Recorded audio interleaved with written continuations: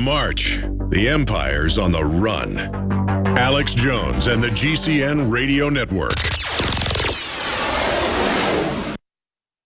From the water table to our soils to the atmosphere itself, our world is becoming more and more toxic each and every day. But it's not just the air outside that's toxic. Indoor air has been shown to have 2 to 5 times higher concentrations of pollutants than even outdoor air. And most Americans spend 90% of their time inside using toxic chemicals within their homes. There are more than 42 million smokers in the United States. Well over 1,000 types of mold and mildew linked to numerous conditions. And don't forget the fact that 6 million Americans live with pets they're allergic to as well. When I began to research these statistics, it was clear to me it was time to start cleansing my lungs in order to combat the toxic environment that we cannot escape, but that we can fight back against. Made with organic and wild cultivated herbs and manufactured in the USA, the new InfoWars Life Lung Cleanse is here in a convenient spray bottle that can be brought with you throughout any toxic environment. Now available exclusively at InfoWarsLife.com or by calling toll-free 888-253-3139.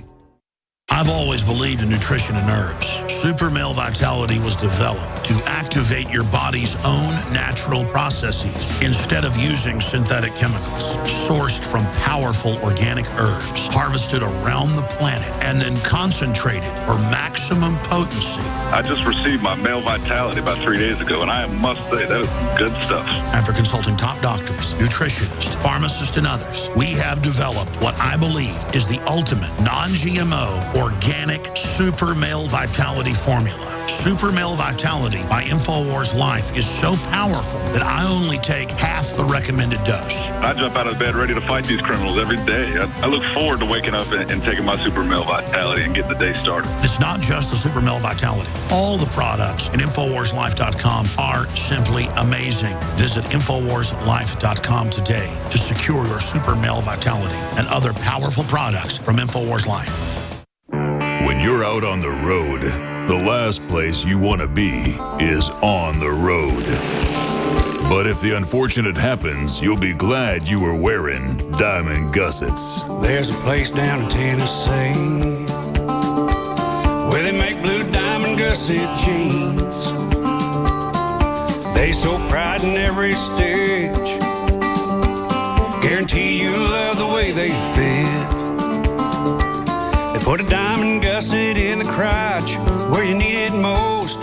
Blue diamond gussets got it, others don't. We turn jeans inside out. Diamond Gusset Jeans. Made in the USA with unparalleled quality. Our Defender motorcycle jeans combine gusset comfort with Kevlar protection, so you can ride all day with confidence. Order yours at gusset.com. Diamond Gusset Jeans got it, others don't. We've got it. This transmission is coming to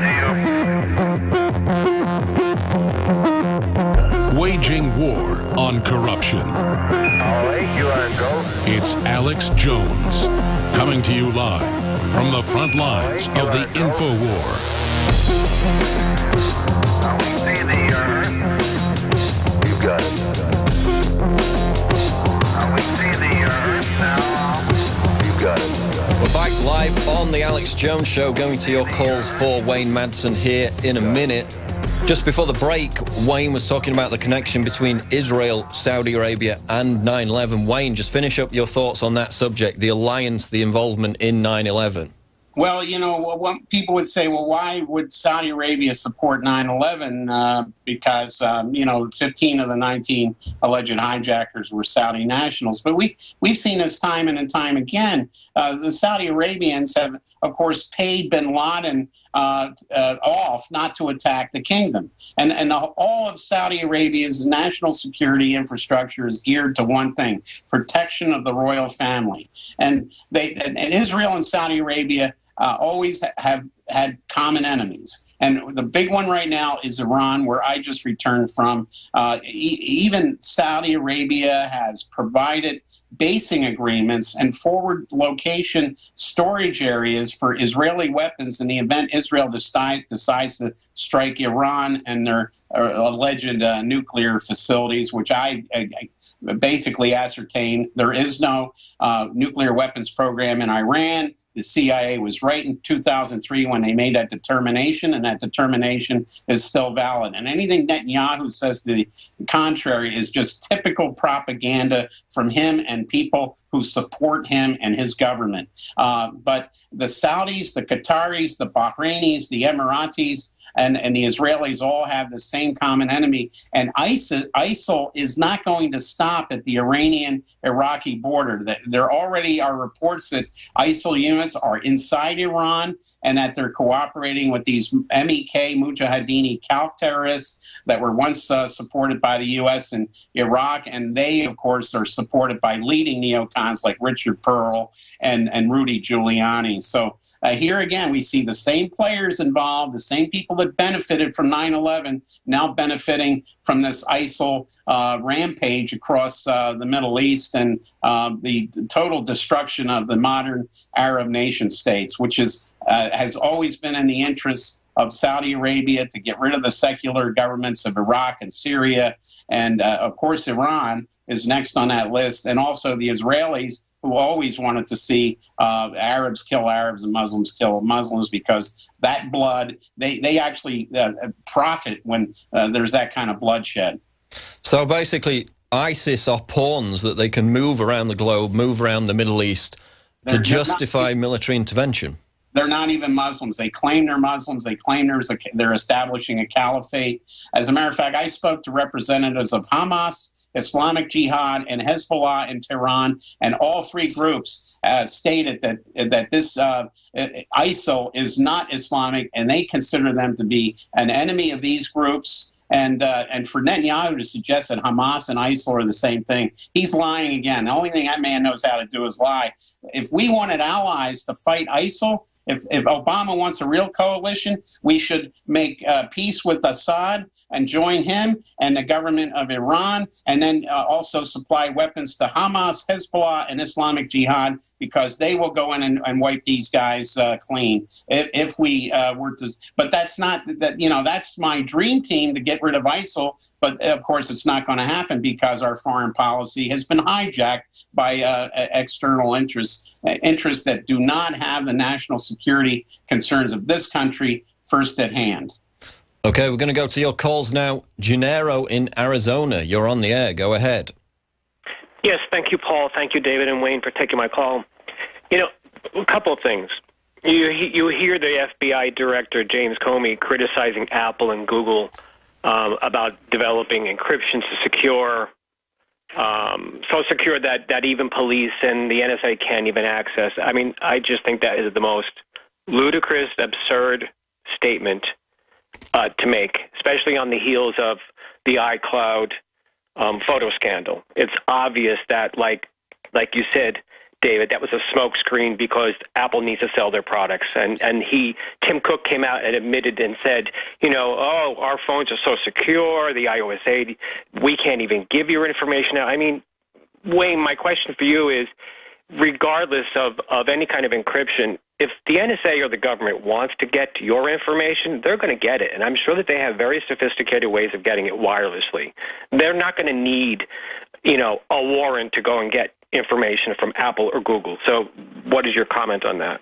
Yeah, this is a battle I fought with other privacy advocates back in the 90s. Some people may recall the Clinton administration's plan to implement something called the Clipper chip, where you would be able to encrypt your data, but you would have to give your encryption key over to the government, who would then share it with NSA or the FBI if they had if they had a court order. That we didn't believe that was the mechanism they were going to use. And Comey is just like Louis Freeh was back in those battles in the 90s. They do not want encryption used by private citizens or businesses, because they want to have real-time access to encrypted communications without going through any steps. But you're right, NSA, given enough time, they're building this huge supercomputer at Oak Ridge, Tennessee, by the way, that will be able to decrypt anything within probably seconds. Yeah, if they want it, they're going to get it. But the people that are penalized, as you suggest,